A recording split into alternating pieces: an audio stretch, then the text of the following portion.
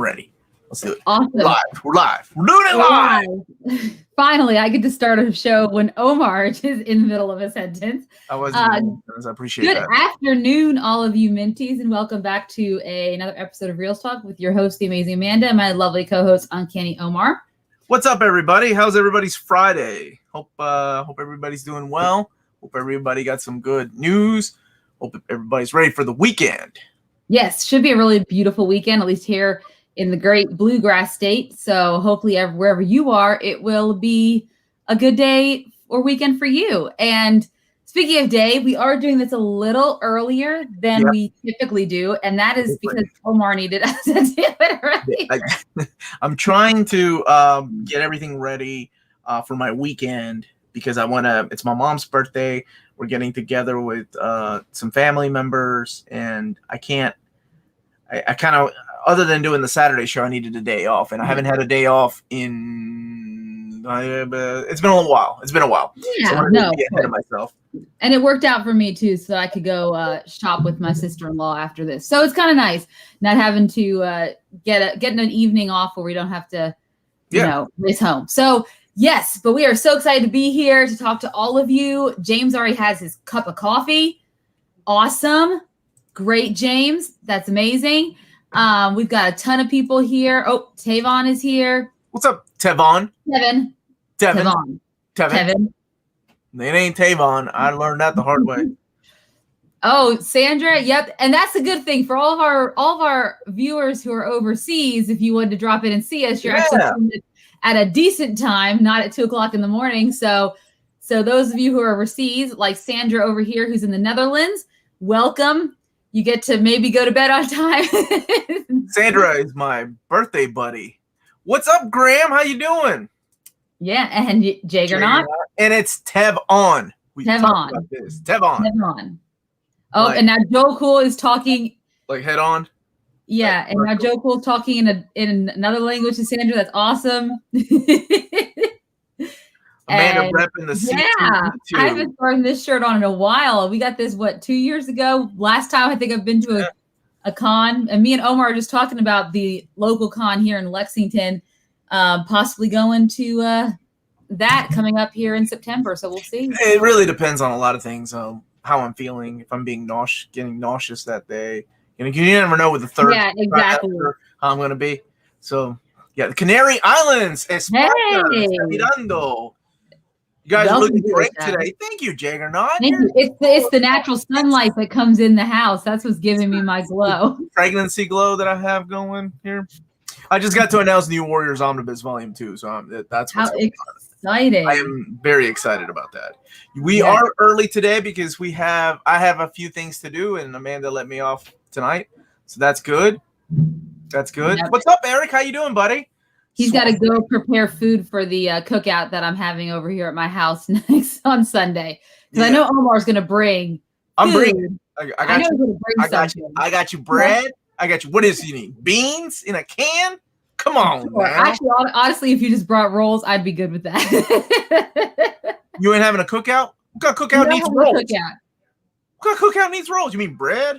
Bread. We'll talk about this later. What are we talking about today? We'll talk about this later because what we really want to talk about today, guys, are not only Invincible episode 7, which came out last week, but also the season finale, which premiered today, at midnight, I guess, if you will. Go to their house today. No, we're going to see them on Sunday, honey. They're coming to our house Sunday. Is that okay with you, boss? She just really wants to see her cousins, guys. We do need to get together, Lyndon, because they've been asking about you too. We're going to be on Sunday. We're going to bring some rolls, apparently. It'll happen, Lyndon. It's happening. Okay, Lyndon, you go back out there, baby. Sunday is 2 days from now. Yeah. It is hard. We're still working on understanding time. Wait till the second one comes around. It's easier. Exactly. So, yes. So, we get to do 2 episodes. I'm going to try to be quick on the synopsis. We're talking about 2 episodes because we really just want to talk about... Really, the synopsis of the last episode is not a lot happened. I mean, a lot of things but the big thing that happened was a giant fight. And really we think about episode 7, the main thing that happened is at the end of episode 6, we had seen that Debbie had finally confronted Omni Man or Nolan. How are you gonna piss off a man like Omni Man? You need to go get like. I was a little terrified for her. Work it out. Go see a therapist. He could be a psycho and burn you and the whole family down. So the way she confronted him, knowing that he killed the guardians of the globe, it made me just like, are you sure this is how you want to? I know you're angry, and I know this is a marital thing, but you really want to confront him. But sometimes in a marriage, when you are angry, all logic flies out the window. So that's just how it works. And it did for Debbie. Yeah, absolutely. I agree with that. Yes. It does. Out the window. She ain't lying. So when she confronts him at the end of episode 6, that's where episode 7 had picked up. And basically, episode 7 is pretty much, now that Debbie knows, of course, that means that Cecil knows because they've been watching the house the entire time. And so Debbie ends up, Cecil takes her in, and he ends up, this is Dennis, is that the gentleman's name who lost his life? His little sidekick. I think his name is Doug, Dennis, the guy with the glasses. Anyways, they some of the people end up losing their lives, such as Cecil's right-hand man, who was over there in the house opposite of them, spying on Omni Man. So, of course, when Omni Man finds out, he pretty much explodes, just kills everyone in there. And the house, the guy detonates a bomb, kills himself, explodes the house, in hopes that it won't stop Omni Man. They know, but at least it'll slow it down. And meanwhile, Mark is dealing with his own stuff, and it's all about Amber. He finally tells her he's invincible. But guess what? Just like Michelle from Spider-Man Far From Home, because I can't help but see the comparisons, she already knew he was invincible, but how dare he just not be honest with her from the get-go? So she was pretty much done with this relationship for a while because Mark's just not being honest with her. And then he tries to have a conversation with his friend. That doesn't go over because his friend's like, I see your point. So who does he go to talk to? Adam Eve, because he feels like she's the only one who understands him. So while Mark's dealing with this issue, all Cecil and his company are trying to do is stop Omni Man from getting to Mark. So he's trying his hardest to either talk him, try to somehow delay him by talking to him, figuring out what's going on. He's like, we've been through all this stuff together. Why don't you tell me the truth? And unfortunately, Omni Man doesn't go for it. And by the time, they can finally locate Adam, Eve, and Mark, it's too late. They've already left because they see this explosion from when Omni Man takes out a couple of planes. And so they think something's going on. So they're en route towards Omni Man. So then Cecil brings out his big guns. He brings out his Hail Mary, this big giant beast that Omni Man had defeated before, but they had taken the body. They had taken out its pain sensors, all this stuff, just in order to use it as a weapon against Omni Man, essentially.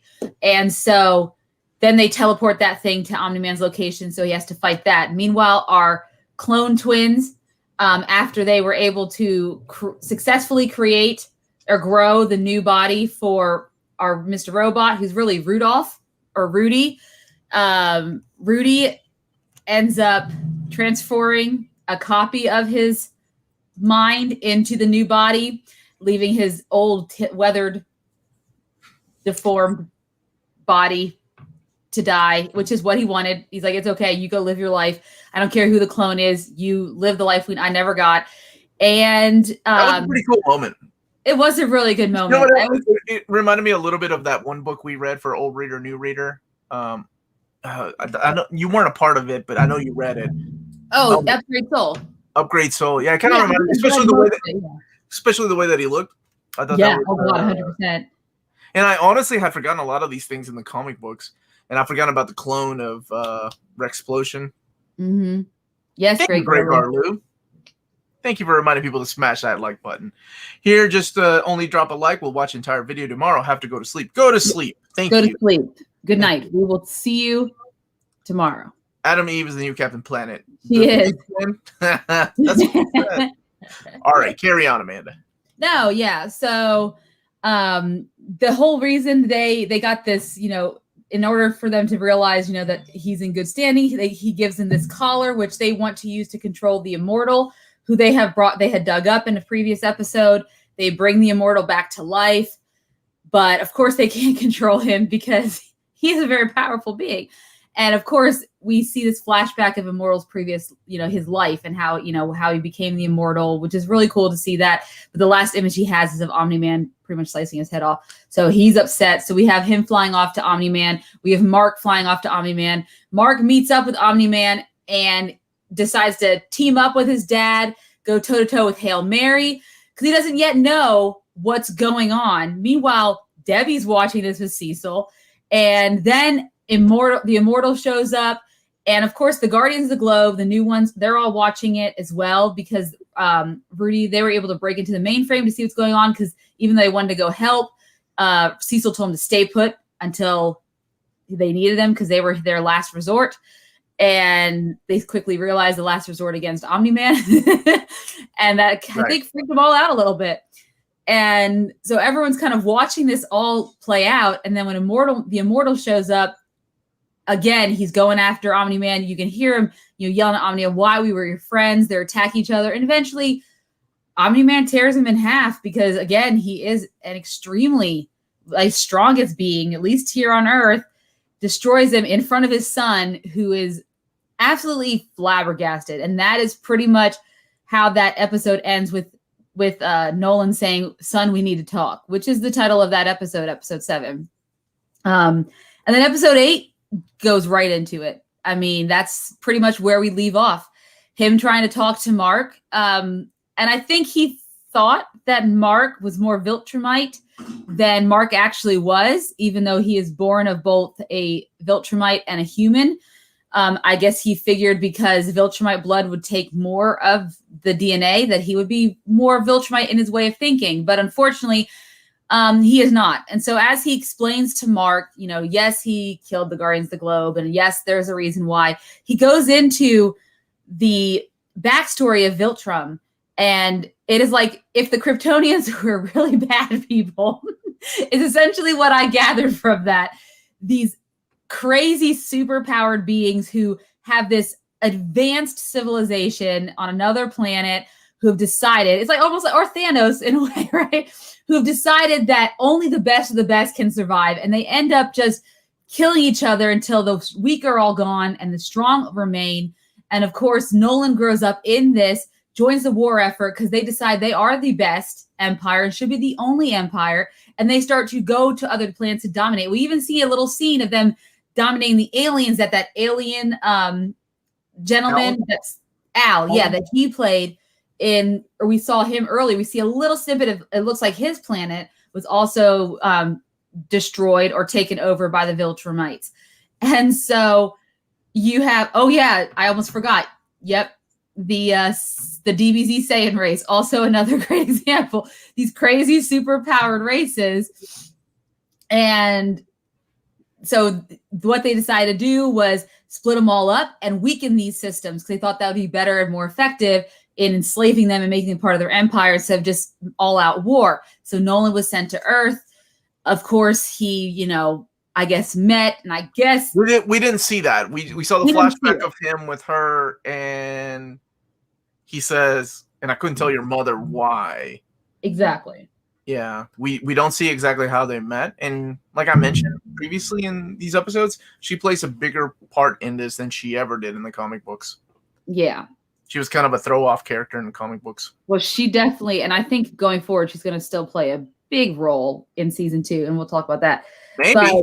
Maybe. Because, okay, yeah, we'll get there. Go ahead. Yeah. So, and of course, this is all we know, that this is what happened, and he met Debbie, had Mark, and that's kind of where he's at. And now he's ready for Mark to join him, and the two of them together can help bring Earth into the Viltrumite Empire. But of course, Mark's not having it because he's like, this, I don't know these aliens. I don't know who Viltrum is. I don't know what that planet is. This is my home. These are I like that speech. He was like, yeah, the Viltrumites. Yes, he's like, that's good.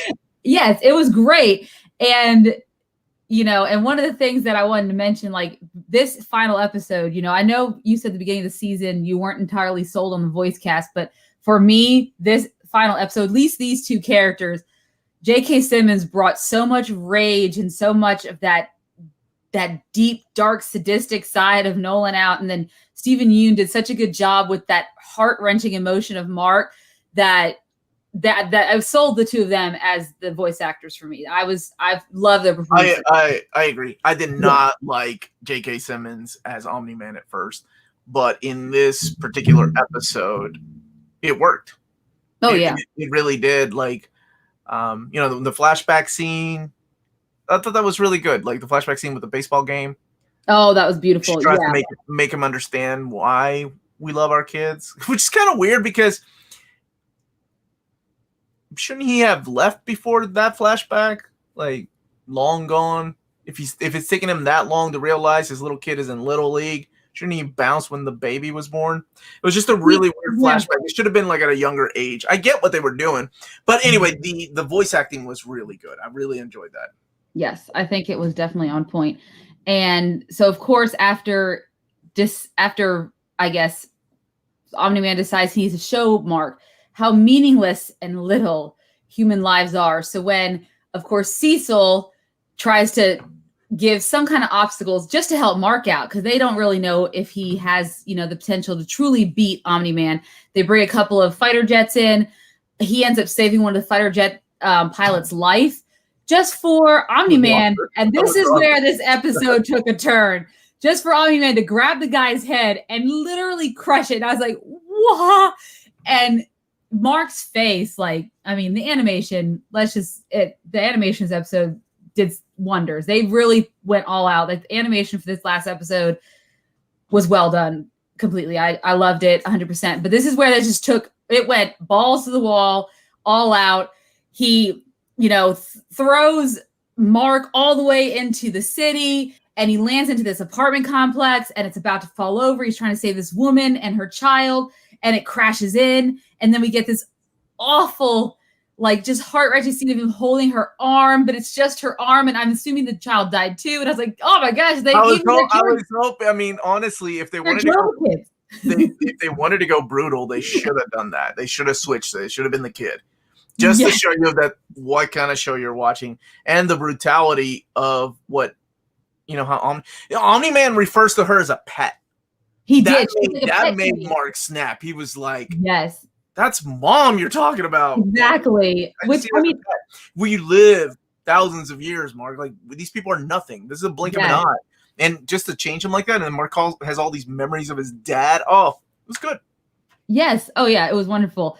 And then he even then after that, he's going to I'm going to show you how meaningless these people's lives are. And he's just lays waste destruction. And then he uses Mark in the subway scene for me, was probably holy crap. He uses Mark to stop a moving subway train and just watching in slow motion at first as the train hits him and you see the conductor flying out, but then it goes by fast and all this blood as his body being used as this battering ram almost, and he's just people are just getting killed, and then it just was wow. So of course everyone's seeing this destruction. It's all over the news because the newscasters were flying around during this time. Of course Guardians of the Globe see this destruction and they seem to realize, okay, screw Cecil's orders, we need to at least help people. We're not going to get into the fight, but we need to help the people. So that's what their job is. Their job is to go out. They're going to go out and help them, regardless of what Cecil says. And then you also get Mark, that wonderful scene. So after the subway train, he throws Mark into the side of a mountainside, and of course that ends up coming crashing down. And he's like, obviously, if you're not going to join me, then I got 17 more years. I'll get another kid. I'm like, how are you? What? So the fact that he even said that, and that's his father, that is so hurtful.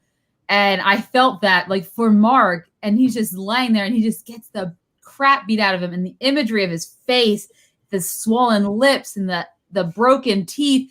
And that's when that flashback that Omar is talking about happens for Nolan. And he realizes, and he's mad. He's like, why couldn't you just do this with me? Why didn't you listen to me? And he's like, none of this matters. 150 years, this will all be gone. And then Mark says a line, which I guess is in the comics as well. He said, but I'd still have you. And that, I think, shook Nolan, because Nolan, I think by this point has been trying to be hardened. but that shook him to the core because Mark's like, it doesn't matter. I still would have had you. And this all means so much to me, but you also mean that much to me still, even if you're beating the crap out of me right now. Even if you're killing like all these people and you just said that thing about mom. Exactly. You're like, but still, I would still. My dad. I get it. I mean, I get it. There's been, it's family. It is. You see parents. I mean, look. I hate to describe it like this, but look at the parents of the kids that like have shot up schools or have killed their own siblings. Yep. They still care for that child. Like it's so like family is so hard to explain. I feel like that's what happened in that moment. And yeah, he gave him mercy and took off. Yep. I love that scene too when he took off. Like the blood started drying up when he was flying out of the atmosphere. That was pretty cool. Oh yeah. And so Omni Man leaves. And so all that actually just happens within the first 15 minutes of the episode, 10-15 minutes. So the rest of the episode is essentially a long denouement, if you will. Mark is airlifted out and sent, to that special hospital Cecil has so that he can recover. The Guardians are doing their work to find whatever survivors they can in the rubble of the fight between Omni Man and Invincible. And Debbie, of course, is just distraught. Cecil, who feels bad because, he feels like there was more he could have done, especially for Debbie. And I get these sense, like the way the two interact, at least the way Cecil interacts with Debbie, that I don't know if he had a thing for her, but he definitely cares for Debbie more than she's just Omni Man's wife, right? And so, like, she's a friend, if not a friend, or anything like that. So he tries to do things like he's like, we already made up a story. Nolan died in the explosion of the house next door, which was like a, gas leak that exploded, and he got caught in that and died. And we had some stand-ins at the funeral. It was all on air. So we saw that. So so you guys can just start trying to live your lives normally again. And even Debbie, after all said and done, she even said, the way she acted about Nolan, she still misses him and still was hoping he'd come back, even if he beat her son to a bloody pulp, killed all those people, killed the Guardians of the Globe. She was still hoping. Technically, all he did to her was just lie. Technically, that's all he did. Killed some people, beat up his son. What's that got to do with her? Look at all these women that fall in love with dudes that are serial killers in prison. That's true. I mean, it got nothing to do with her. Yeah, Ted Bundy somebody else's family that he killed. Ted Bundy had some girlfriends in prison. Has a wife now, right? That he met while in prison. Yeah.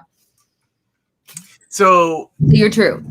It's and then we get like the aftermath of Mark waking up.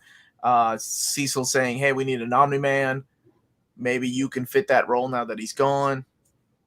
And we get to see like his friends interact with him, which is awesome. Which was the revelation of like, oh, he's invincible. Yeah, you know too. Oh crap, I shouldn't have said anything. Yeah, and then Adam Eve, of course, like, oh yeah, I should probably tell you guys too that I'm Adam Eve. So even she. Oh yeah, you're the one that can multiply in a different. No. Yeah, it's like no, let's duplicate. Duh, like this is the one in pink. Somebody said that earlier. Yes, the one. And then. Yeah, go ahead. Like where this ends. I like where this ends because he has to go up to space and talk to Al. Yeah, because they get they get like we're getting some kind of alien thing and we don't know what it is. And the Omni Man, he doesn't even think about it. He takes off, and his friends stay in the room talking. And then it's Alan, and he's like, "Hey, so there's this thing coming, and there's a Viltrumite living in your planet." And then he's, Mark has to tell him, "Oh yeah, that's me." Yep, exactly. Yep. And that's another good revelation for Mark, because Alan pretty much tells him, Viltrumites, they're the ones who destroyed my world. My people are now like, they had to create some type of living like space in order to keep the remaining of their population alive. And, he's kind of like, talk about what you're going to do. And, but he's like, what's so interesting is he left. No Viltrumite has ever done that before.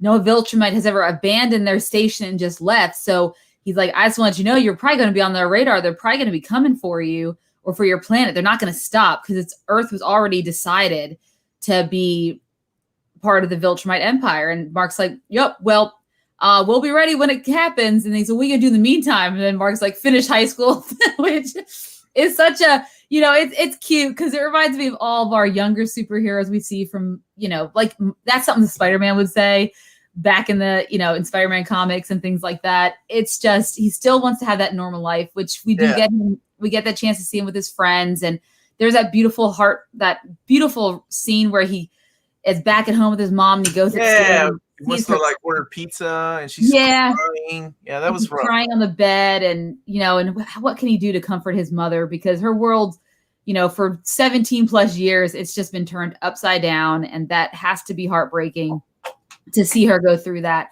But then, after he talks to Alan, he goes back and talks to Cecil. And then you start to see they start to see what's going to happen. We get kind of some setups, some flashes of different scenes. We see Titan, who had taken control of that mob empire. We see him. So we might a little bit of him briefly, his scenes. We see Battle Beast still looking for that ultimate enemy to fight. Hey, Battle Beast is dude, man. I love that guy. We see our clone twins been taken to that jail again, but just something tells me they're going to find their way back out as they did before. We see Dr. Seismus. Looks like he has some plans in place. Of course, we see Cecil with his army of undead reanimin creatures or soldiers, I guess. So that's something that Mark's probably going to have to contend with at some point next season, I would imagine, because Cecil just created a whole army of them. We saw a glimpse of what they could do in episode 7. There was one of the obstacles that Cecil had tried to use to stop Omni Man or delay him from getting to Mark. Obviously, they failed, but we'll see the reanimin again. What other little? Oh, the Mars. We got to see that astronaut who had gotten taken over by those weird Mars. Oh yeah, alien from aliens creatures, and it was just attacking all the Martians. And so that's, all these little hints at things that might be to come. And it just kind of lays the groundwork that, this story's not done and there's definitely more to come. Stay tuned for the next season. Yeah. We can talk here in a little bit about that stuff. Are they still experimenting on humans for that, guys? We don't know yet. We don't know a lot of things, and I'm gonna mention things that happen in the comic book. Okay, because what I thought, when Debbie asked, he said they're dead soldiers who were given another life.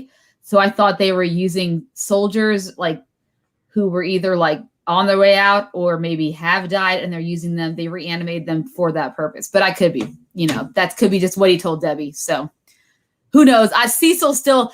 He's the way he acts, he seems like a decent guy, but he's got something up his sleeve. But I was happy to see that Robot's whole thing was not him being sinister. It was just he wants a real body, and he also wanted it to be a certain age so that he could be with our beast girl or monster girl. It was cute. And even though poor what's his name? I'm gonna tell you something right now that anybody has read the comic book already knows. You're having the exact same reaction that I think a lot of people are going to have. Oh, that's so endearing and so sweet. Do not trust anybody in this goddamn show is all I'm going to say. That's all I'm going to say. Do not think anybody is being nice out of the kindness of their hearts. Well, that's always the case, isn't it? And because, man, Omni Man was a big... What about Mark? Mark's got to be at least somewhat genuine. If he even makes it. Anyway. Okay, let's not go that way. So I'll be interested to see. This just got picked up for season 2 and 3, which I think makes me think I know where season 2 is going to go, and I definitely know where season 3 is going to go. So we'll talk about that, speculations maybe before we get to season 2. Kind of speculating, looking at it from somebody that's read the comics and looking at it from somebody that what things that you think were set up in volume or next season. So obviously, I think there's going to be. For season 2, we're going to start to see, obviously, Mark has now accepted his powers, and there's that struggle we see at the end with talking to Cecil. We need someone, we need the next Omni Man, you have to be it. And I think that we're going to see Mark stepping into that role more. But I also think we're going to have to start seeing, so I don't think they're going to not show Omni Man at all. So we're going to have to see what's going on with Viltrum and them, if not planning and attacking by the end of the season, at least setting something up for maybe season 3. I think we'll see Titan again. I'm curious about the Martian angle and what that's going to entail. If that will be one of those episodes that Mark's going to have to deal with this again as one of those one-off episodic type of things. It's not going to be going on throughout the entire season. And of course, I think we're still going to deal with a lot of the dynamics of Guardians of the Globe and what that means, like for Adam Eve and her relationship with them, and Invincible's relationship with them and their relationships with each other. Because now we have Rexplode adult, who is very unnerved by the fact that now he has Rexplode little kid hanging out. And so that's going to be really interesting to see how that plays out. And Cecil with all his secret projects going on, like the light, like the thing he showed Mark, the light room, with the experimentations. They said they were putting stuff in our water, in their water supply, so that people couldn't see certain light fractures and stuff, which is really interesting, and why. So again, something to be explored in season 2. But I mean, I think for this point forward, the main storyline is going to be setting up is, will Viltrumite be coming for Earth, and when is it coming? Is it season 2? Is it the beginning of season 3? When is it going to be? Yeah. Curtis. Sorry, go ahead. Curtis had a good question. So are we all okay if Amber just walked back and everything? Amber, for me, that's one of those, like, I'm not a fan of that character. I am not a fan of that character. Like I said, whenever the way they and I know she's different in the comics from what I've read, not of the comics, just in general. So, and what of Omar, she doesn't really have a character in the comics. Like, because to me, it's like they took Zendaya's character in Spider-Man Far From Home, and this is her as a more like vulgar, outspoken teenager. Like, because obviously she'd be older, and that's exactly how she reacts to things and how she is, personality-wise. And I find that weird. And I get the necessity of adding parts to Mark's mom. I get that, because in the comics, it's all about fight, fight, fight. Let's see what happens to Mark and how he's dealing with it. Oh, let's go visit mom. Give her a kiss. Fly off. Tell your dad I said hi. I mean, seriously, there wasn't a moment where she's sitting there questioning her husband. She knew a bunch of things. Oh yeah. I don't see the need for somebody like, Amber. Unless they're planning something big and a lot different. Because he already has a friend and he has interest. A potential love interest with Adam Eve. I mean, unless they want to do a stupid love triangle angle, and that's why they're bringing Amber in as more of a well-rounded character, I guess. Well, I was gonna say, unless they're gonna stick her in a freezer. Oh, she can become a fridge. One of those fridges. I don't think the show would go that route, honestly. Like, yeah, I'd hope not. They would get so called out for something like that. But I mean, I just don't see the need for her, and she is kind of annoying, at least to me. I don't. And her whole thing, everything, yeah. The fact that someone might get a new baby brother. I guess he is gonna have to find, if Mark's not gonna help him, I guess maybe he needs to find another. It's gonna be interesting the route they go, because they can borrow for 10 years, I think 10 years of this. They could do probably a potential 7 seasons, make it solid. As long as the next season's a little bit longer, but I think they're going to stick with this, the 8 episodes. I think they're going to stick with that. Florent likes Amber. Don't fridge her. Yeah. Well, yeah, we're hoping that's not what happens. I'm just thinking of what the route they're going with that character. I'm not sure what she's adding. It's a series 2 part of the comic. Not really. I mean, there's a lot of things that they changed, but there's a lot of things that they kept in there too. Yeah. And it really is not, it's not that different. I kind of knew where things were going to go. I kind of knew the fight was coming. I'm assuming Conquest will be the 3rd season. And then 2nd season is probably more to do with the Guardians of the Globe.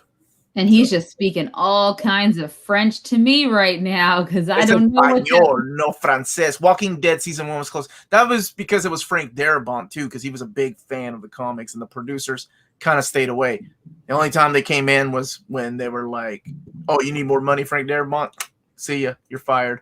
Yeah, oh, go ahead. We may not be done with Doctor Strange, Omar. That's right. We may not be done with the Doctor. That's all I can say for now. Thanks for watching, Mario. Oh, good. What did you think? What did you think overall? What did you think about this season? All 8 episodes. Yeah. Well, I was going to note that the final episode was actually penned by Robert Kirkman himself. He actually did write this final season or final episode. He's written some stuff in The Walking Dead too, of his own show. I think so. Yeah, I don't know how much in the later seasons, but definitely within the first at least 2 seasons, I think he's had a hand in writing. But I'm not quite sure what he's done with the later seasons. But definitely this one he has. But okay, so overall, I don't think I'm surprised that I enjoyed this. I thought the storyline was very well done. The mystery surrounding Nolan and all the sub mysteries with the different storylines that we're going to see that are taking shape. I thought it was very well written and executed in that manner. So I thoroughly enjoyed every aspect of it. Definitely by the end of the season, all the voice acting for me was on point. And I even look at it until later. I didn't realize that Mahershala Ali was Titan, and I was until I read something about it. I was like, "Oh crap!" Oscar winner and Blade and future Blade. Yeah, so if they don't put him in more season 2, that's a waste of money. I didn't know that was him either. That's cool. Yeah, I would say this show has a range cast of different nationalities and personalities and. Not that I really noticed that in the comic book. I think they're really pushing for that here. Like I said, in the comic book, I didn't even know he was half Asian. Like until they didn't make it a thing. Until they talked about it in the series. I think somebody brought it up to me, like a couple of years ago. I was doing a video and somebody was like, "Oh yeah, Mark's half Asian." I was like, "What? How the hell did I miss that?" I missed Kyle Rayner being half Latino too. So what? Speaking of that, we got Green Lantern news. Color, that's what it is.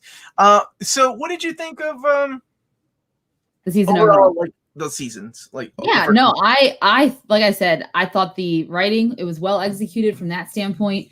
The voice actors were great in my opinion. The emotion and everything they portrayed, and then just the little details and stuff like the human details. Like I was thinking about when I rewatched episode 7. We knew at the end of episode 6 when he had, angrily punched the wall, right? But then coming in, that's something you could easily gloss over in any kind of, show, right? But you see that scene when Debbie's walking down the stairs and sees that, hole, because it's still there. And she's like bracing herself, knowing she's going to have this discussion with him because she walked off the first time, but now she's going to have to really confront him. Just little things like that just really made this series stand out to me. Everything about it. Yes, there were some characters that weren't necessarily my favorite. And then when they took some of the story beats away, it kind of, but that's little bit here and there. Overall, the way the story's going, the buildup of all the mysteries that are there. Yes, my love. It was a great first season, and I'm super excited to see what they do next season. What about you, Omar? I really enjoyed the story. I thought it was fun. I think it was a little slow in the middle, but then again, it's the introduction of this new character and his powers. And honestly, I like that when I read about it in comic books. Like whenever a character gets his new powers, the fun part about it is like, what are his limitations? What is he capable of doing? What are they? What's their kryptonite? Yes. But I don't know. It felt like a little slow in this. And then we focus on the kids in college, that one kid getting kidnapped. Oh, yeah. I don't know. It was a little bit of a slow middle for me. And my big problem is the animation.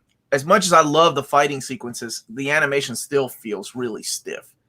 I can see that. When characters are just sitting there talking, and it's like 2 frames of animation, like when their mouths are opening. For a series that's only 8 episodes long, I was hoping they would put a little more money towards the animation part of it.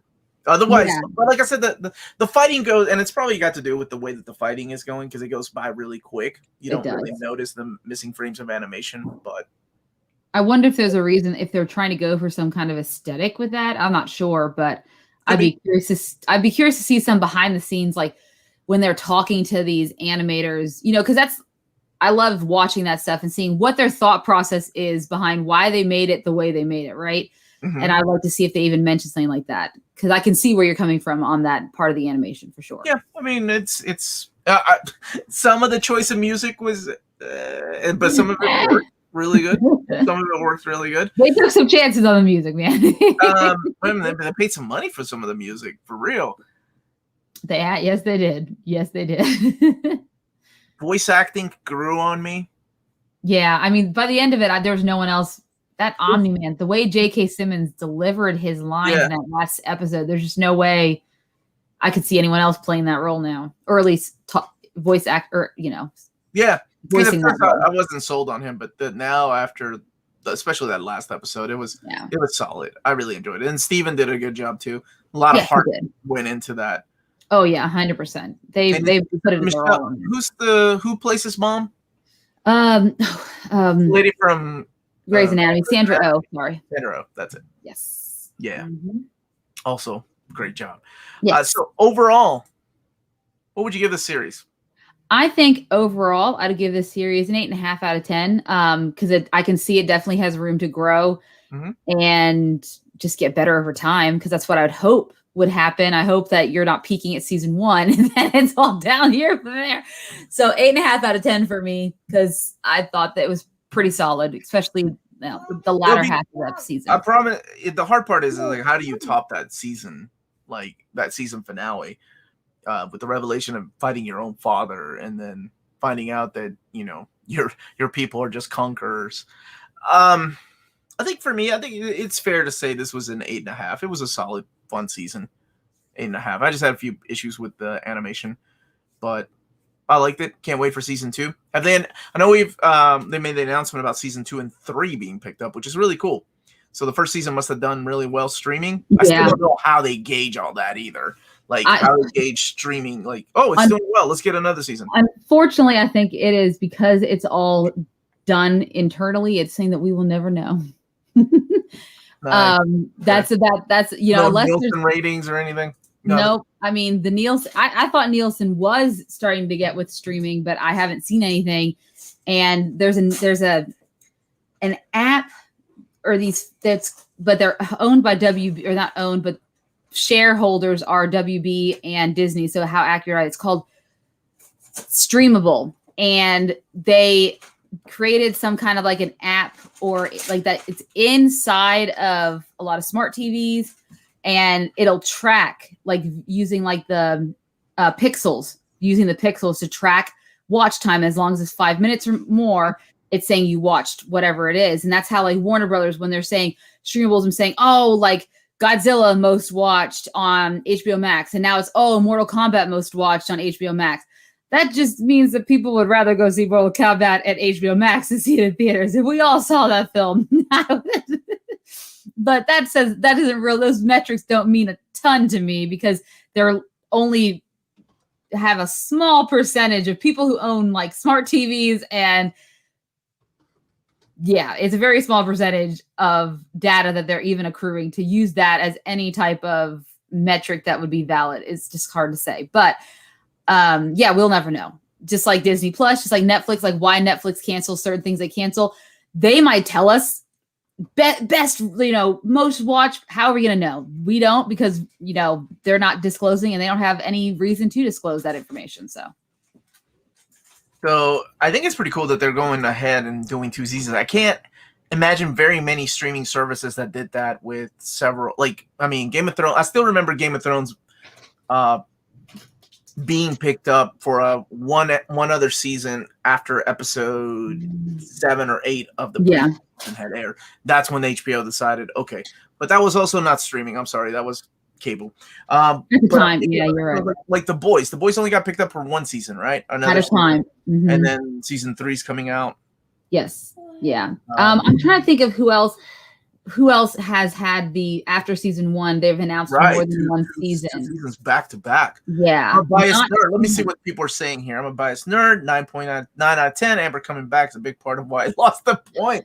Yeah, and if you watched it, by all means, please let us know what you would give this. Yes. 8.5 for Sandra as well. Yep.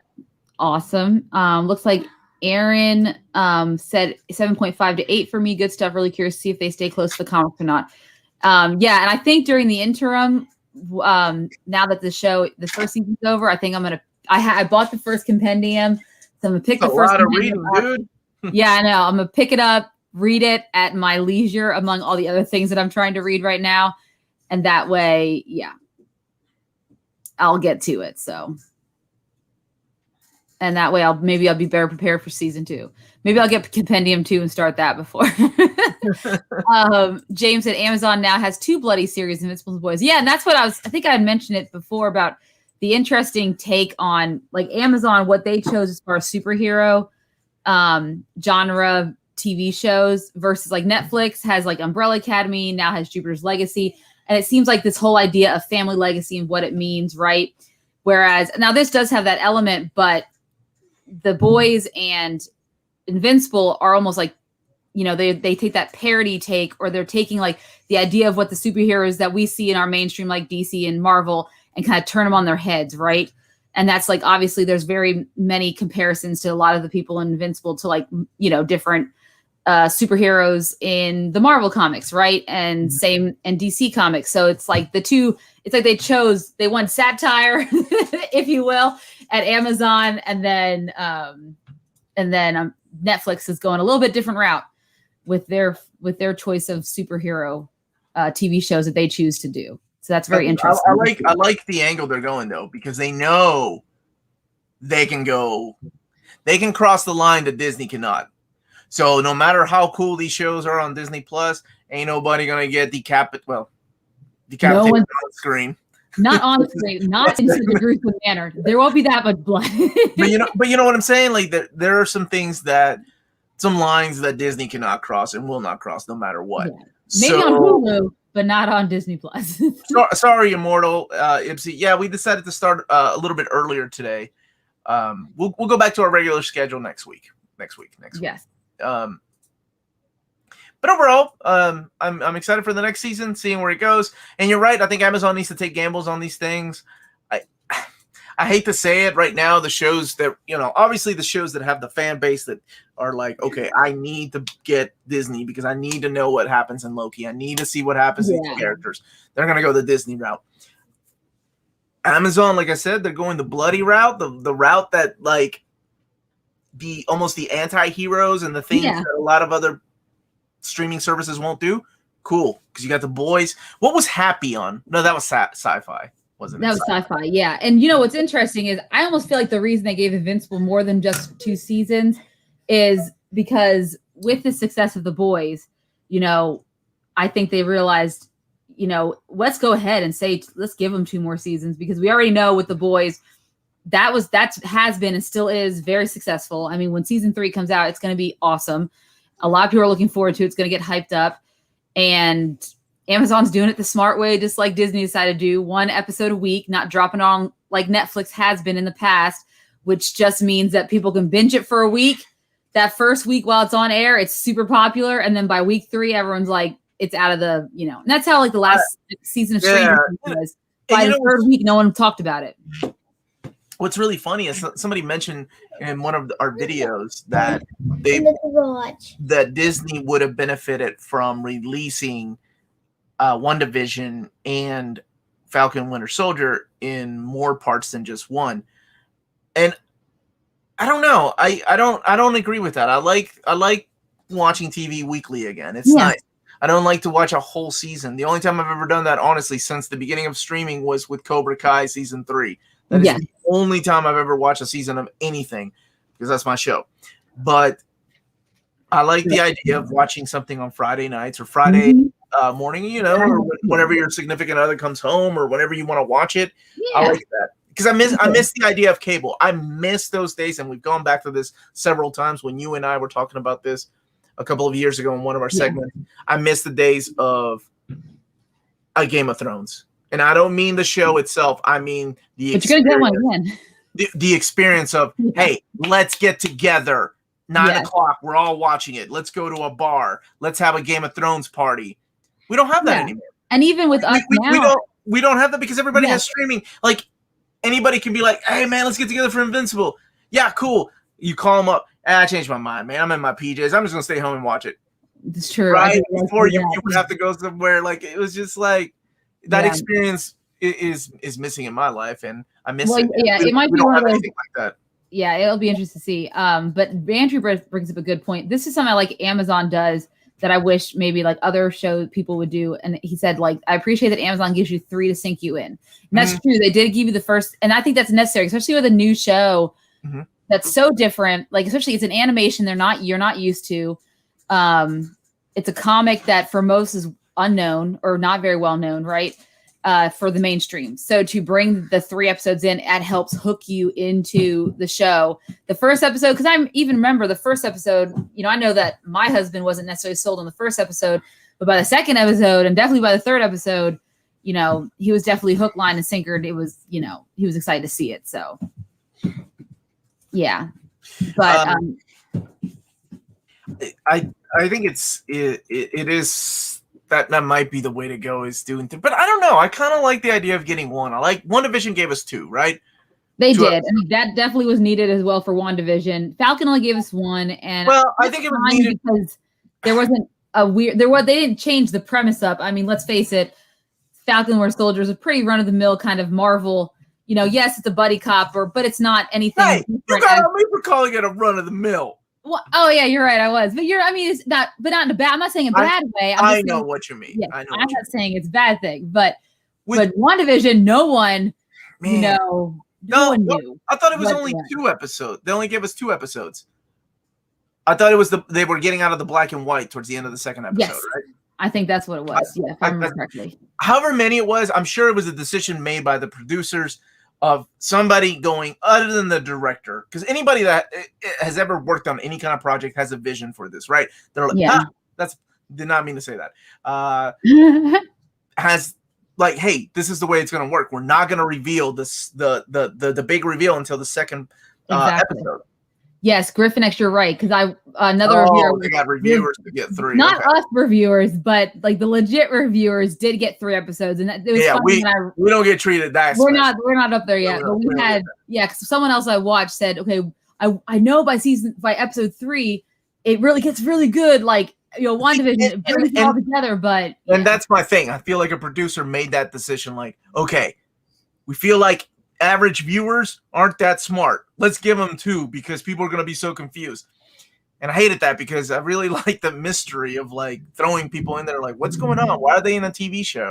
It's not explained until later. But people were griping. Even after 2 episodes, people were like, I don't get this. Yeah, our IT guy at work, I mean, I asked him how he felt after, like, he hated on thank you, Sandra, so much. And Griffin X. One day, he hated on it so much, and it saddened my heart because I tried to explain to him the purpose of it. He's like, I just don't understand why they need to do it in the different sitcoms. Like, you watch the whole thing, right? You understand it was about grief and how she dealt with her grief, and he's like, yeah, but I still understand why it needs to be there. I was like, you're just not gonna. It's fine. It's over your head. I can't help you anymore. Everybody ready for Sweet Tooth? Yes, so I know. I hate the day after we have a show, we talk about news, all this news pops up. The Sweet Tooth trailer. I've forgotten about that show. I remember texting you a picture of Robert Downey Jr. like 2 years ago, whenever Endgame came out. That's what he was going to work on next. And we never talked about it because I've forgotten about it. Yeah, me too. And then also we got a trailer. Yeah, and Will Forte is the dad in it, and from the side he looks like Daniel Radcliffe. It was freaking me out. I was like, is Daniel Radcliffe? Dude, I thought it was Daniel Radcliffe too. A lot of people did. It was not just us. A lot of people were like, is that Daniel Radcliffe? Okay, I'm not gonna lie. I don't know where I stand with that trailer. It's got 2 things. It sold me. It reminds me of Lock and Key, the way that I felt about Lock and Key when I saw that trailer, and I remember texting my brother going, they missed the point of Lock and Key. They're going for a different tone. And this, it feels like they're going for a different tone than the comic books. But the part that got me the most was the opening line that was like, some stories start at the beginning. Our story begins here. Who wrote that? That's horrible. But I'm still excited for it, of course. Me too. Like, it's going to be great. I'll watch it. Yeah. Who I think Aaron had a question. So Aaron asked if we're going to be reviewing Jupiter's Legacy, and yes, I definitely want to review Jupiter's Legacy. Now that's going to be one that's going to come out all at once. Oh God. So Omar, I might have to put that up. Binge it or like split it up. How many episodes are we getting of Jupiter's Legacy? Go back to the earlier episode where I talked about it. I would remember. You want me to watch it right now while we have people? Yeah, go watch it now. Everybody stay put, please. We have to go. Yeah, I don't remember exactly how many episodes, but I want to say it's maybe 8, 9. 10. That's right. Yep. 10, honey. That's right. And we're getting 10 episodes. It's 8. I was right the first time. It's 8. I was right the first time. It's 8 episodes. Yeah. Here, you want me to watch 10 episodes in one day? It's 8. It's 8 episodes. That's not saying one day. We could split it up, or we could try. We'll find a way. I'm gonna make you watch a damn Snyder Cut twice in one day. Yeah, don't worry, Aaron. We're gonna make it work. And I mean, Aaron is someone on here right now. Mind your business. I know you can hear me. She can. She's smiling. Yeah. Oh, Sandra said she liked Lock and Key, and that's good because there was aspects. I didn't like it. So we reread the comic, Sandra, on Old Reader New Reader, and if you have a chance, it was a while back, obviously, before Lock and Key came out too, on Netflix. So if you have a chance to read, and the comic is a little bit different. The tone is a little bit different than the series is. They definitely were going a more young adult route, I think, with Lock and Key, the series, not animated. Sorry, I don't know why I wanted to say that, but the series on Netflix. We went more to me a young adult route, which I still found enjoyable, but it was different from the comics, and there are some aspects of the comics I did miss from it. But yeah, I'm glad you liked it because it was definitely a good Netflix series. And hopefully they'll do more, which I'm assuming they will. So that's what I was asking. Did they do a second season of Lock and Key? They haven't done one. Whether or not they're going to do one is another issue. But I'm sure. Like the problem is, okay, they are doing a season 2, and as of right now, they had to pause all production in Toronto, which is at the start of the pandemic. Filming opened back up again in the summer. But as far as I know, whether or not it's been, finished filming is a good question because let's face it, even after the summer hit, there's still there was stuff shutting down. Who knows how many COVID tests? There's another show I just read about that was delayed because something that I wanted to see because they had a COVID test positive and so they couldn't bring it out. Oh, Superman and Lois. So I finally got up to episode 5, Superman and Lois, and really enjoying that. Yeah, I watched it too. And I'm so happy it's on HBO. Yeah, I watched it once it all got on HBO because I was like, oh, no commercials. I'm so spoiled, but I can't help it. But that's one of those, the reason they're on hiatus, we went back in hiatus in March and they're not coming back until mid-May is because someone tested positive and then someone tested positive on another set. Because remember all those Arrowverse shows, they all film up there in Vancouver, and they all kind of probably share a lot of the filming locations, and so issues abound. So there we go. Sorry, Farhan. Your comment. Farhan. Speaking of Lock and Key, when is the Key Pendium coming out? I think that has been delayed time and time again. I think we finally have a date of July, I want to say, but I can find out. I can ask my source over there at IDW. I hope so. If you ask this man to read Uncanny volumes 1 through 4 in a day, he'd find a way. Where's the commitment? By design. Where's the commitment? Wait. You can legit be. I am so committed to this show. I watch some damn romantic comedies. Nobody has any right. Fell in love with All the Boys Love. Shut up. That's beside the point. Man, ain't nobody gonna be calling Uncanny Omar out. Omar was very upset when I told him when I found out that Noah Centineo is not going to be the Master Universe show or movie anymore. I said, "Well, there goes my reason for watching it," and he was not. I said, First of all, how dare you? No. I know. Yep. Well, they released the Invincible Compendium hardcovers. They are available through the Skybound website. I don't know if they're still in stock. That is the only place you can get the hardcovers. That or conventions. When you go to a convention, Skybound sets up. That's Robert Kirkman's thing. Yeah. Okay. Yeah, but ordered it June 18th on Amazon. It might get pushed back, so keep that in mind. Yep. Great, Garlu. Thank you for joining us as always. Go get ready for your work, and we will see you next Wednesday. So we'll talk to you later. Or you can come back and see me tomorrow. I mean, unless you're just here for Amanda, then wait a minute. Speaking of, where the hell are Leo and Jack? They probably didn't see the post on social media. They don't do social media. They're like, what's happening? There is one more, before we wrap up our episode, there's one more piece of news that it just announced that I wanted to talk about quickly. And that was the fact that Flint Whitrock from the American Horror Stories series has just been casted to headline the Green Lantern HBO Max series as Guy Gardner. I don't know if you've seen that yet, but I've seen that. What? Yes. I forgot about the Green Lantern series. Yes, he's going to be, and honestly, when you want a guy with Guy Gardner's attitude, I can see Finn Whitrock doing that kind of Guy Gardner attitude. I can see him doing that. Thank you, Rebel by Design. Hey, Leo, you are in the chat. Welcome. What the hell? Look, he don't even say hi. He's like, hey, Amanda, you see Shadow Bone yet? What's up with that? I've seen the first 3 episodes. I'm on the second book. But I'm on I've seen the second book, and reading the second book, and I've seen the first 3 episodes. But then I had to pause because then I was catching up on the Nevers, which, yes, I know who created the Nevers, but I like to think that all he did was create it and executive produce it. But as far as the direction, Lovecraft, who did you cancel now? No, Josh Whedon. He created the Nevers. I know it's hard, but he does. Why does he do such a good job of creating such interesting female characters? You're yelling at the guy that can separate the artist from the artist. I know, but it's a really good show. The Nevers. What an interesting premise. So look, we said Leo's name and we summoned. That's where you summoned him from my design.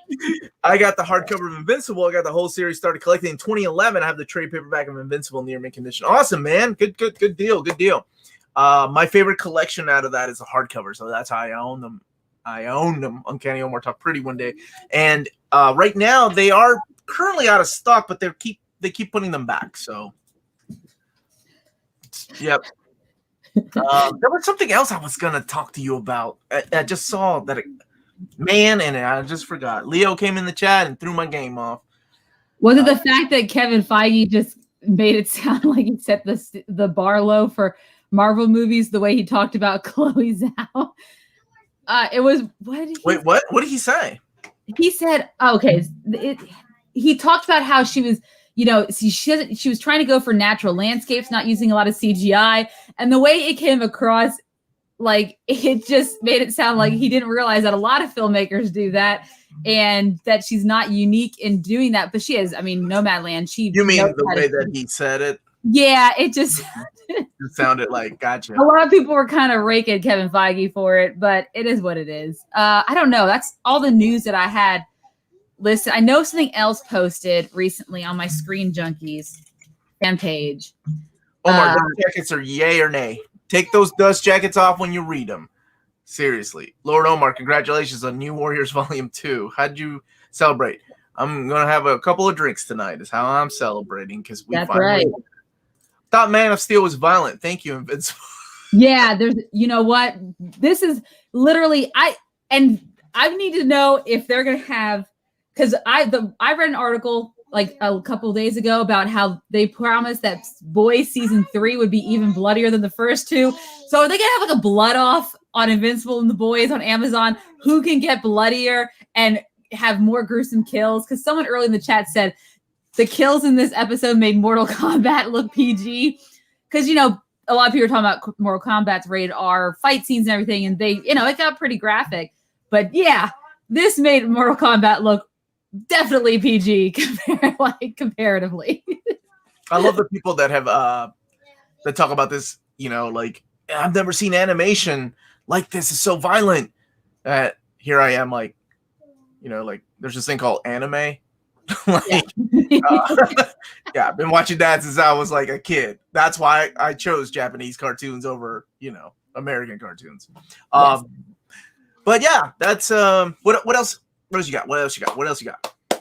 No, the last little piece of information that kind of Man, I didn't even recognize you. That is Darren, right? This is Darren. What's up? Or Hey. was not supposed to reveal your secret identity. There's another casting news about Secret Invasion. Man, they're just ramping this place. His name is Killian Scott, again in an undisclosed role.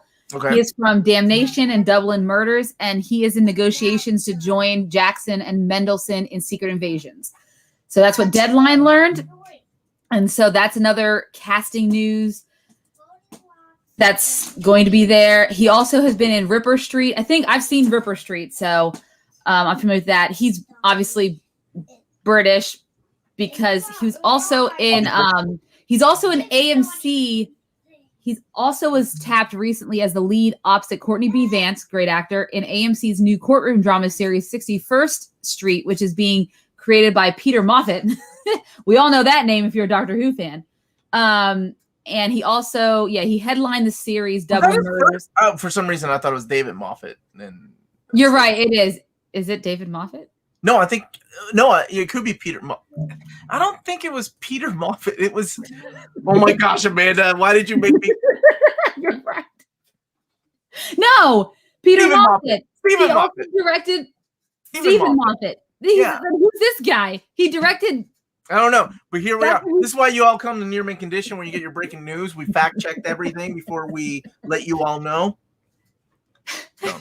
Stephen Moffat. Maybe they're related, but it does say on his now you're spreading lies. IMDb, it says Peter Moffat, he died in 2007. He did older Doctor Who. Okay. He was known for Doctor Who, but okay.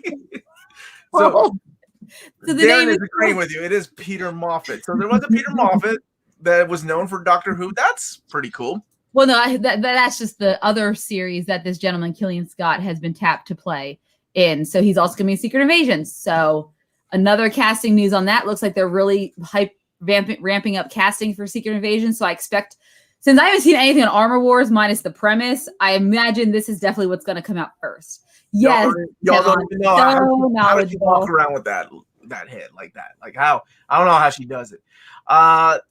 It's Peter Moffat. But dang, all right, my bad. I guess I'm the only one that didn't know. What's up?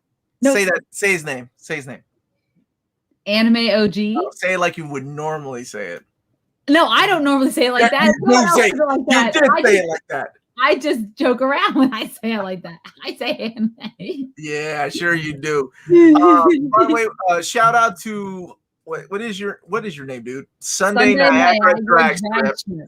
His Instagram is my Instagram is xxhunterdraws XX. So go check it out, everybody. For some reason, YouTube isn't letting me pull it up. Omar, this is the way off topic. That's okay. Have you seen our shows before? I finished reading Bendis' Daredevil, Omnis. Absolutely freaking loved it. But I was wondering, during that time, what does Spider-Man do for the public to hate him?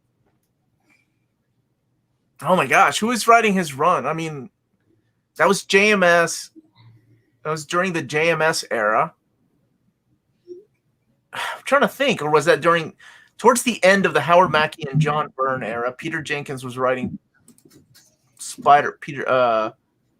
Jenkins was writing Spectacular Spider-Man. What the heck was he doing? I don't know. I don't remember. That's a good question. Now you got me questioning when that took place, because that was during the tail end of that era and then the beginning of the JMS era. Yes, Amanda. Annie May. Yes, you posted official first. I did. Yes, they posted a poster for Naomi. It looks awesome. So I'm looking forward to seeing our first trailer. Based on the comic book? Yes. Mm-hmm. Brian Michael Bendis. Speaking of Brian Michael Bendis. Yeah. Yeah. Okay. I didn't know that it was getting a TV show. I thought we mentioned it in one of our episodes on that news. Oh boy, this Mr. Crocker, this question right here. Why do you dislike BMB? Omar. I've read his D&D and it's so great. I think that's like in itself a whole episode that needs to happen. First of all, let me set the record straight. I do not dislike. I don't dislike the man. I think he's a wonderful human being. I don't really like the way he writes stories. Like his way of storytelling is just not for me. Doesn't mean that you're wrong. I'm glad you love it. That's all that matters. Hey, you know what? His Miles Morales, guys, is pretty awesome. So I do enjoy that. And I also enjoy his Ultimate Spider-Man, his Peter Parker too. So till you get to the boring part. Anyway. Well, yeah, not every run is gonna have, every run has its ups and downs. Yes. Bendis has all the records for fastest characters from creation and screen adaptation. Powers. Yeah. He didn't create Echo, did he? No, that was David Mack. David Mack created Echo. I'm trying to think of what else. Who else? Powers, Naomi. Who else did he create? Did he create? He didn't create Miles Morales, did he? Oh, dang it! Duh. Yes. Yeah, because he created him. So because I think he had a lot of credits on that Spider-Man to the Spider-Verse. He did. That was such a stupid question. Forget the show. Forget it. Yep. Okay. How you summon me. Oh, yes. Thank you so much, San Francisco Comic Book Company, for the super chat. Map out the seasons for Invincible. I said 7. I think 7 would be solid. That would be awesome. 7, especially if one of them goes the way you want it. No, I was thinking that'd be a really cool segment to do. I need to catch up on the comics, and then I think that would be a really awesome segment to do kind of later on that we can do once we start in season 2, it'd be fun to kind of map it out. Hey, everybody, go wish Shonda Sook good luck. He's got good luck, Shonda Sook. An interview with a recruiter in 15 minutes. He's stopping by to say hi. What a guy.